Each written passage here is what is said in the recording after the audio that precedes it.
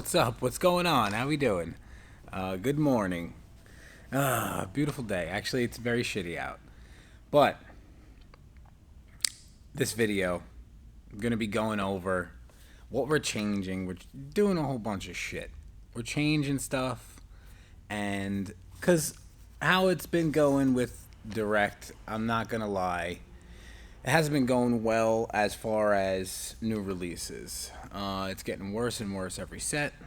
Everyone slicing each other's throats to make a penny. And something that I think that probably you can implement is, I'm not sure if they still offer this, TCG Player. Please correct me if I'm wrong. Multiple TCG Player accounts, seller accounts. We currently have, I believe, 4 or 3. I forget. 4, I believe. One for Direct. The Direct side of things is where we put all our big collection buys. Any card that has a Direct premium on it, we put on there. Now, there are certain cards that get a Direct premium, like, sorry about that, eBay. Certain cards that get a Direct premium, like cards over $20 are going to get a Direct premium. You know, they're going to be a market value of around maybe $20, and on Direct you're going to get 25 to even sometimes $30, depending on the card. So that's something we're going to be doing. Any card that falls between that like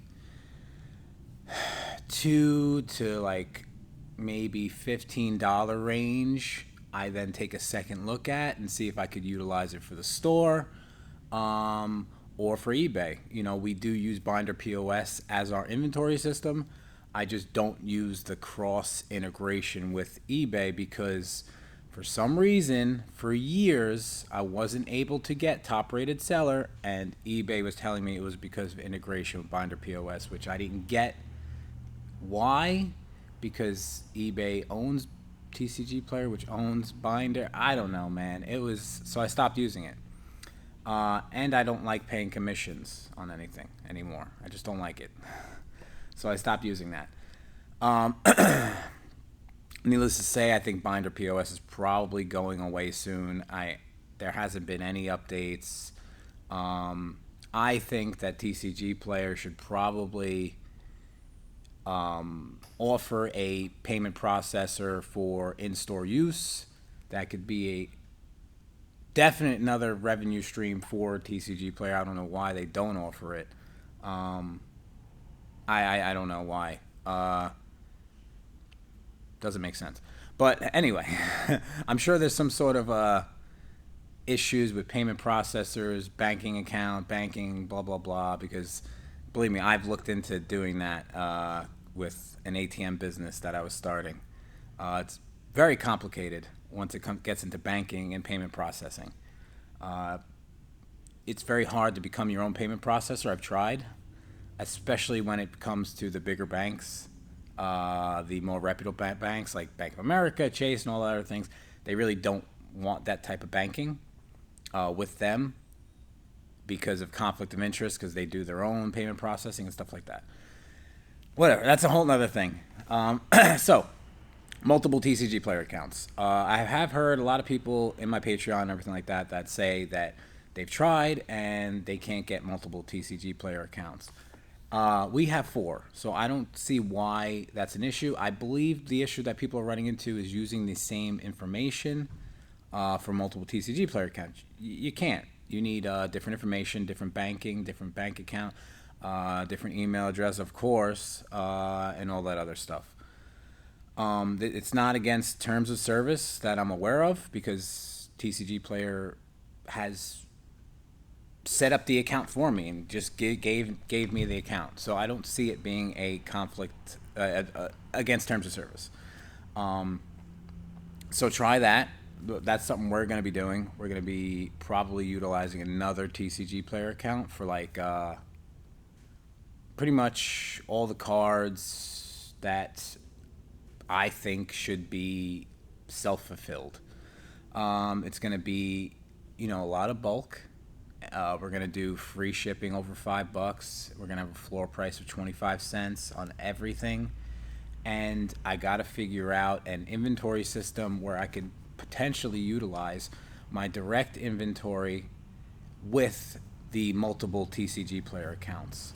So I kind of want everything centralized, my complete inventory, because I really don't want to compartmentalize everything, because right now it's getting a little crazy with eBay and TCG player. Then if I implement another TCG player account, it's just going to be even more of a nightmare. If I do that, we're going to have to streamline some things. I'm going to have to kind of axe the other games just because it's getting a little confusing and I'm running out of space. I want to do more sealed product online, like, and it's just gonna, I'm not going to have enough room. I could tell. I mean, I could go up because we have 40-foot ceilings, but what are we going to climb ladders to get some of their 30-cent card? I'm not doing that. So we're not doing that. We do have a lot of room. We could fit upwards of, I believe, 4 million cards with our setup right now. Right now, with our direct side, we have 240,000 cards in just the direct side of things. And we have to go through all of this over here, that complete palette of unsifted bulk. Now that's all stuff that's been traded in, mailed in, and everything. It just sits. And I just picked up a chunk of it, and there's some good shit in there, man. Really good shit. I just bought 3 huge collections. I bought 3 master sets of Evolving Skies, all the alt arts from Sword and Shield. This past weekend, I have spent around $30,000 to $40,000 on Magic and Pokemon collections, and I'm trying to figure out where is the best place for it. Because, to be completely honest with you, I can't sell $20,000 worth of alt arts in my store. It's just not a thing. Like, maybe I'll sell 1 or 2 a week. Someone will come in, like one of the vendors I know or something like that, and they'll do a huge purchase. I'll give them a little bit of a discount. But it's slow going. There's only so many, there's only so big of a net you can cast around your local community. That's when online kicks in and direct and stuff like that. But as a rule of thumb, we do not sell anything under near mint on our direct side. It's just my rule. If it is lightly played or under, I do not mess with it. I don't care if I'm missing out on money. I'm not splitting hairs between me and someone at TCG Player conditioning my things. If they say it's moderately played, I say it's light played. I don't care. If it's a high value card and it's in other condition besides near mint, I keep it for the store, or it goes on eBay with a scan. I have a $1,000 Fujitsu scanner that I use to do this with. I'm not messing around and playing that game of sending it to them, getting it back, relisting it in a different condition just to get it back again, because it's not that. I'm not doing it. I don't care. So I don't do it. I know a lot of people, they don't like that answer because, they want their customers to be able to get any card in any condition. But to be completely honest with you, I've tried that, and 9 times out of 10, they're going to go for the near mint copy. And I know there's some little case issues here and there where you can potentially get a lot more for a moderately played or lightly played card on direct. But I don't give a shit. I'm not doing it. I'm not. So that's what the other TCG player store is going to be. It's going to be all the lightly played, moderately played, and heavily played stuff. We're going to self-fulfill that. The the problems will be between me and the customer. Once you add another third party to that, which is TCGplayer, things can get a little, a little diluted, because now you got to rely on a third party to agree with you on the condition. Now it's just between me and the customer, and my TCGplayer rate of errors is like, it's 0.01 I get like every 6 months I'll get like a return from TCGplayer of like 6 cards, and we do like, in that 6 months we probably send them like 70,000 cards. So our error rate is extremely low because we only sell near mint, and that's all we mess with. And our near mint cards are near mint. Granted, there's going to be some things that sneak in here and there, because we do buy collections, and if it's a near mint collection, it goes through the sorter, gets gobbled up through the Roca, and then right onto the TCGplayer Direct side of things, unless there's some cards in there that I need for the store, and then we pick through it, cannibalize it, and give the machine the high value stuff, sort it, upload it to TCGplayer, and it's literally gone in like a week, man. That's why buying collections, especially higher value modern stuff, new stuff, it's just kind of risk free. And if you buy at a normal rate, 50-60%, you're gonna make 20-30% on it. It is what it is. I know people hate getting 50-60% for their cards, but it's just what you have to do because of the amount of fees we pay for the liquidity in buying collections. I'm not paying 80% for your $2 and $3 cards. It's not happening. You just gotta be a little bit more tactful with saying that. You can't say it the way I just said it. I don't say that in store to my customers, but they don't know the amount of work, time, and effort that goes into doing this. It's a monumental task that they don't want to deal with, which is why they're coming to me with their entire collection to sell it. So that's something we're going to do in the near future. We're going to fire up one of our dormant TCGplayer accounts, maybe the one I started for Alpha Quest. Man, that was a fun series, but it was becoming the full-time job of me, and I couldn't do it anymore. It was becoming my complete job was just doing that, and I can't live off of selling 15-cent cards to buy alpha cards. I'm still doing my complete alpha set, but I've been doing it in the shadows, lurking. It's crazy to me that alpha magic is still kind of so. It's been climbing up, but it's been low for so long. It's been so depressed. Even like commons from there that are like $20. I'm like, this card, even in common, shouldn't be $20. It should be more.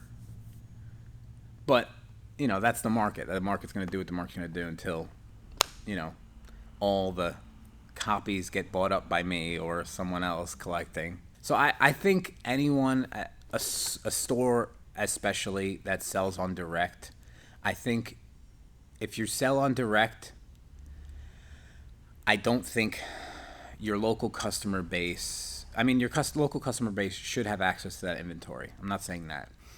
I'm saying like the things that are lightly played, moderately played, and things like that, and other cards that if you sell on direct, you're getting 50%. It's just not worth the hassle. You're gonna buy a card for $3, put it on TCGplayer, sell it for $3, and get the money back that you paid for it, and not make a dime on it.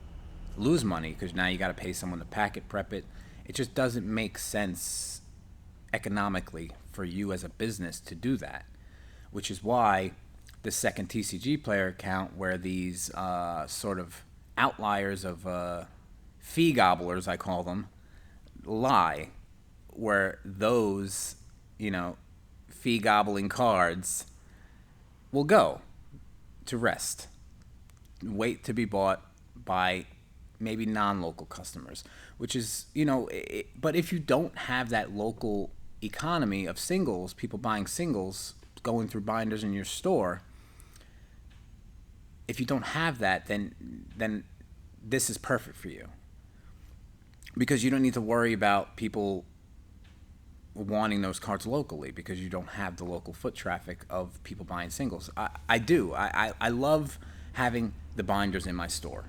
They're great. People flip through them and they pick out cards and things that they normally wouldn't buy when they're sitting at a computer building a deck list, and they cut and paste something, net decking, and bloop, bloop, bloop, put it in here. Oh, give me those cards. They're going through the binder like, oh shit, this card. Oh, and then they're building up a stack of cards like this, and they're spending $150, $200 on singles that they would have spent $30 building their deck, and it's going to take you 40 minutes to pull every card that's 15 cents. Like, binders are great for the store, but if it doesn't work because of the lack of foot traffic, then don't do it. But you have to try it in order for it to not work. If you haven't tried it yet, you have no excuse. Try it, see if it works. If it doesn't work, what did it cost you? A few binders and a couple hours of putting cards in a binder? That's something you can have one of your employees do on a slow day, which, believe me, you have them. We all do. I think yesterday we did like $700 in sales in the store, and no one came in the store for a 3-hour period. Believe me, you got time. We all do. Another thing that we do that a lot of people don't like or don't want to do is we have a dollar binder system. Right now we're up to like 7 binders for dollar cards, and it's literally any card in that like 30 cent to like $1.25 to $1.50 range that I don't want to sell on TCGplayer Direct. I'd rather throw it in my dollar binder. They buy 5, they get 1 free. They love it. We do anywhere between $1,000 to $1,200 a month just on the dollar binders between all the games. That's huge. That pays some stores rent in just my dollar binders. You have to try it. Believe me. You could do a dollar box. I like binders. It's more of a premium experience. They're flipping through it. I even allow them to bring them to the tables. They're dollar cards. If they're gonna steal fucking dollar cards, I don't know what to tell you. Whatever. Steal them. I catch you. You're out of here. But like, if you're gonna steal dollar binder cards, you got bigger problems than Magic the Gathering and Pokemon. Believe me.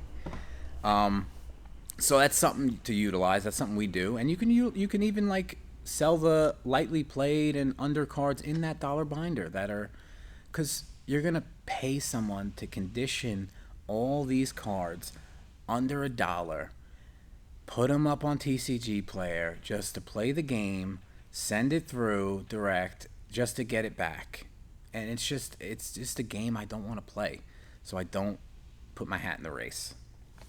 So, plan of action with this, if you don't currently do this. Get another TCG Player account, reach out, see if you're allowed to. I don't see why not. We have 4. Start utilizing another TCG Player account for just self-fulfilled orders with free shipping over 5. We don't offer free shipping over 5 on a direct account because we would literally be non-stop working here. Non-stop. I know that sounds like a good thing, but it's not. I'd have to hire 2 or 3 more people, have 4 shipping stations. I don't want to do it. I know you don't want to do it either, because believe me, there's not enough time in the day, and you want to enjoy your life, which is why I get out of here at 5 o'clock every day now. I'm not staying till 7, 8, 9 o'clock at night doing this shit anymore. I can't. So, get on a TCG Player account. Put your lightly played and under stuff on there. The issue is going to be between you and the customer. Dollar binders. Start them in your store. Just do it. Get 1 and put it in front of someone's face. They're gonna love it. Believe me. Regular binders in your store for people to flip through of higher price cards. Something we do to stop the confusion, because a lot of employees, they don't know every game. So something we do is we buy the Just sleeves from GameGenic. They're very cheap. They're maybe $1 for a pack of 50, and we utilize those for our higher price cards to identify that they're higher price. So if people are going through a normal binder, going through a dollar binder, there's no confusion. If it's in a colored sleeve, it's a higher price card, and you need to look it up and price it accordingly. So dollar binders, another TCG player account, and what else? eBay. If you're not on eBay, get the fuck on eBay. I don't get what's wrong with people. You're afraid of a little work, scan some cards, get your listings going. It's a lot of work, but owning a business is work. If you got into owning a trading card store because you want to play games, then you're going to fucking fail. I don't know what else to tell you. You can't open a store or a game store or any business because that's your hobby. You're going to have a hobby store then. You're going to have a place where you're going to have a hangout and no commerce is going to happen. You got into business to be in business and do business. So you have to pivot and change if something's not working. I really hate all these Facebook groups where people just complain, and don't try and figure out shit. I know not everything is going to work, but complaining about it and almost the sense of entitlement I see in some of these people's posts is astounding to me. TCG Player provides a service for us as sellers to sell things very rapidly and fast. We're not entitled to this service, so stop acting like you are. I know people aren't going to like it, but it is what it is. Granted, they need us to sell on their platform. They need us to facilitate stuff, cards, whatever. But in the end, we're all businesses and we need to make money.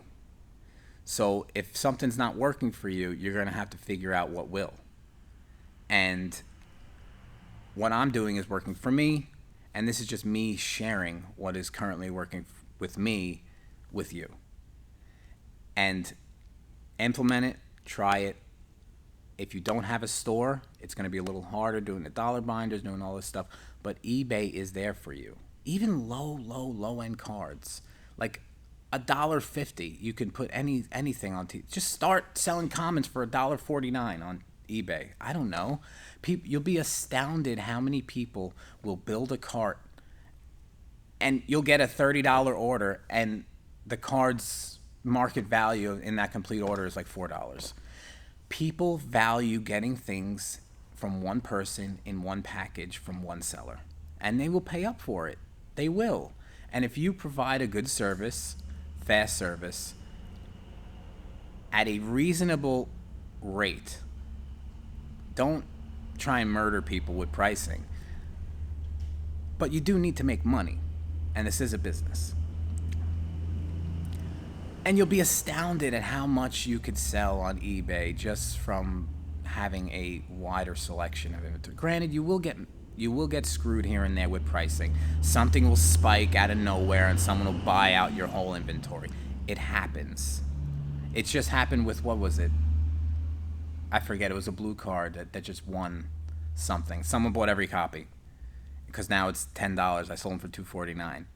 But that happens. It would have happened on TCG Player too if you didn't have running your repricer every hour, which you shouldn't do anyway. It's gonna happen. So it is what it is. When I originally put that card in inventory, I had my margins in place already. So what does it matter? I made money. This guy's gonna make money maybe. Like in a month or in like 3 weeks, the card's gonna be back down to what it was. It's not gonna stay up there. It's widely available in any commander deck. So you just gotta roll with the punches. Buyouts are gonna happen. It's part of the business. Take that money, move it into something else. That's it. So I hope all this information was, you could use it. Maybe not everything, but little nuggets here and there you can use for your business. It's astounding how much of Twilight Masquerade has been selling. I know I haven't been talking about Pokemon much, but Twilight Masquerade, we run through about 12 boxes a day now on TCG Player, which is crazy. Going from never selling Pokemon on TCG Player to selling 12 boxes a day of Twilight Masquerade is crazy. And at the rate it is right now, 125, we're still able to walk away with maybe, $7, $8, $9 a box, which is great. I know that sounds crazy. Everyone's like, Twilight Masquerade is pumping. We lay out 100 and make $9. We're at a 9% profit margin, and a product is pumping and doing good. It's crazy. Just think about that. All right, bye.